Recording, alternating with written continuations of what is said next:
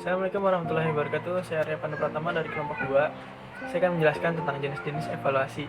Jenis-jenis evaluasi itu ada dua, tes dan non-tes. Saya akan menjelaskan yang tesnya saja.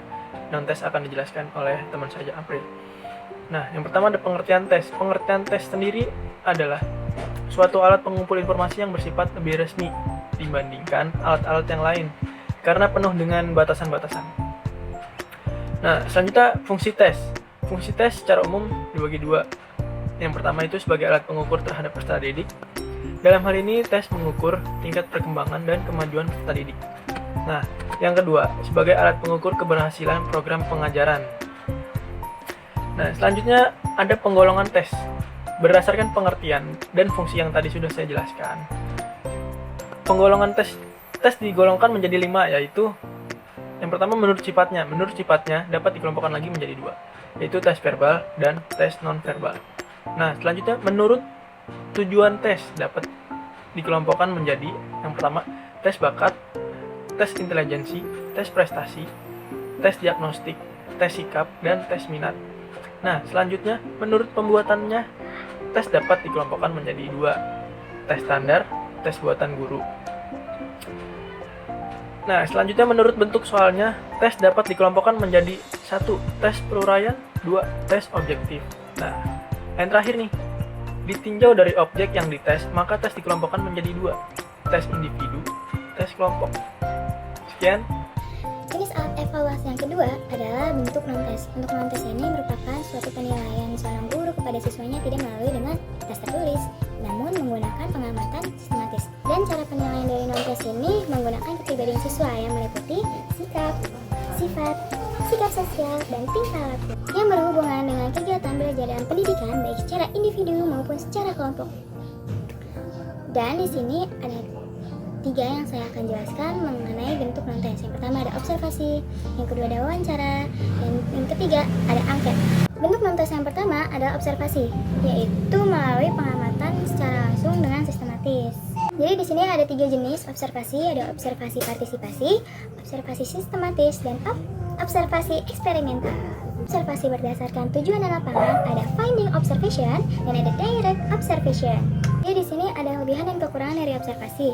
Kelebihan yang pertama adalah kita dapat mengamati secara langsung peristiwa apa yang terjadi, kemudian kita dapat mencatat secara serempak dari peristiwa yang telah terjadi. Kelemahannya itu terbatasi oleh waktu dan nggak semua apa yang kita amati itu dapat terekam di memori manusia.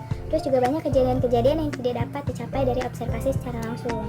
Dan yang kedua ada wawancara atau interview yang merupakan suatu proses pengumpulan bahan-bahan keterangan dari si yang diwawancara dan pewawancara baik secara sepihak maupun secara berhadapan dengan arah dan tujuan tertentu yang telah ditentukan. Sini ada kelebihan dan kekurangan dari interview atau wawancara.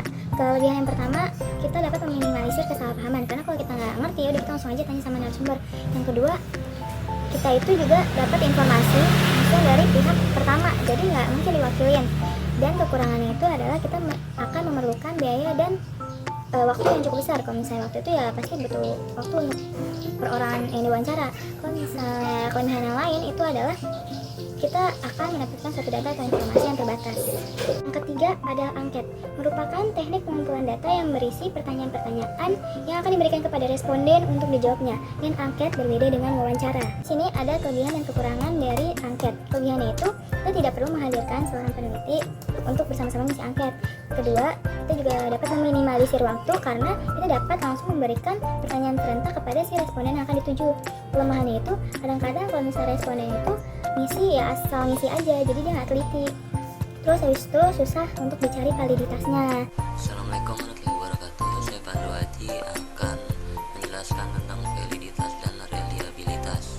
Yang pertama, validitas berasal dari kata validity yang mempunyai arti sejauh mana ketepatan dan kecermatan suatu alat ukur dalam melakukan fungsi ukurannya. Uji validitas adalah uji yang digunakan untuk menunjukkan sejauh mana alat ukur yang digunakan dalam mengukur apa yang diukur. Ada 2 macam validitas. Yang pertama adalah validitas logis, yaitu validitas yang berdasarkan hasil penalaran atau logika. Yang kedua adalah validitas empiris, yaitu validitas yang berdasarkan pengalaman. Reliabilitas adalah kepercayaan. Reliabilitas mempunyai taraf kepercayaan tinggi jika dapat memberikan hasil yang tetap kapan dan dimanapun tes digunakan. Mencari besarnya reliabilitas. Yang pertama, metode bentuk paralel, yaitu dua buah tes yang mempunyai kesamaan tujuan, tingkat kesukaran, dan susunan, tetapi butir-butir soalnya berbeda. Yang kedua, ada metode tes ulang, yaitu satu seri tes tetapi dicobakan 2 kali. Yang ketiga, ada metode belah dua, yaitu satu tes dicobakan 1 kali, disebut juga single test atau trial method. Itu objektivitas, praktikabilitas, ekonomis, dan taraf kesukaran. Objektivitas, evaluasi harus dilakukan secara kontinu, terus-menerus. Dengan evaluasi yang berkali-kali dilakukan, maka evaluator akan memperoleh gambaran yang lebih jelas tentang keadaan audiens yang dinilai. Praktikabilitas, sebuah instrumen evaluasi dikatakan memiliki praktikabilitas yang tinggi apabila bersifat praktis, mudah pengadministrasiannya. Dan ekonomis, pelaksanaan evaluasi menggunakan instrumen tersebut tidak membutuhkan biaya yang mahal, tenaga yang banyak, dan waktu yang lama. Taraf kesukaran, instrumen yang baik terdiri dari butir-butir instrumen yang tidak terlalu mudah dan tidak terlalu sukar.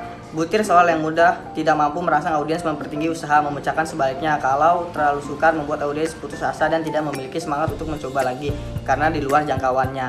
Dan ciri-ciri selanjutnya adalah daya pembeda, yaitu kemampuan suatu soal yang dapat membedakan audiens yang mempunyai kemampuan yang lebih tinggi atau pandai dan audiens yang mempunyai kemampuan yang lebih rendah atau kurang pandai. Dan dinyatakan dengan indeks diskriminasi dengan simbol huruf D besar.